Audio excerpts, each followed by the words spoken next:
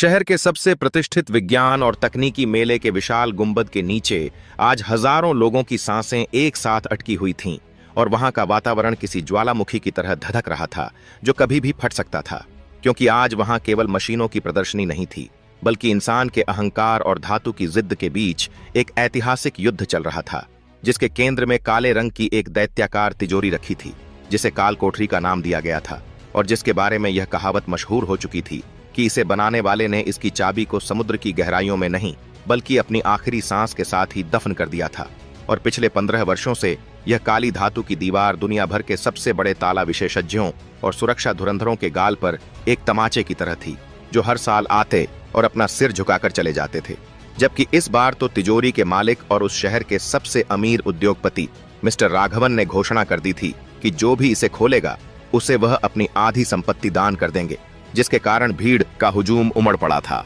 और हर कोई उस काले लोहे के राक्षस को खुली आंखों से देखना चाहता था जिसने समय को भी अपने अंदर कैद कर रखा था। लेकिन माहौल में तनाव तब और गहरा गया जब दुनिया के सबसे बेहतरीन सुरक्षा विशेषज्ञ ने पसीने से लथपथ होकर अपने औजार जमीन पर फेंक दिए और हताशा में चीखते हुए कहा कि इसे खोलना इंसान के बस की बात नहीं है। इसमें कोई शैतानी मशीन लगी है जो हर स्पर्श को पहचानती है और गलत छूने पर लॉक को और सख्त कर देती है। यह सुनकर मिस्टर राघवन की आंखों में जो थोड़ी बहुत उम्मीद बची थी वह भी बुझ गई और वह लड़खड़ाते हुए पास ही रखी एक कुर्सी पर गिर गए, क्योंकि उनके लिए यह तिजोरी केवल धन का भंडार नहीं थी बल्कि उनके दिवंगत पिता का वह आखिरी सपना थी जिसे वह अपनी मृत्युशैया पर भी पूरा नहीं कर पाए थे। और आज पिता की 15वीं पुण्यतिथि पर राघवन ने कसम खाई थी कि या तो यह तिजोरी खुलेगी या फिर इसे हमेशा के लिए समुद्र में फेंक दिया जाएगा।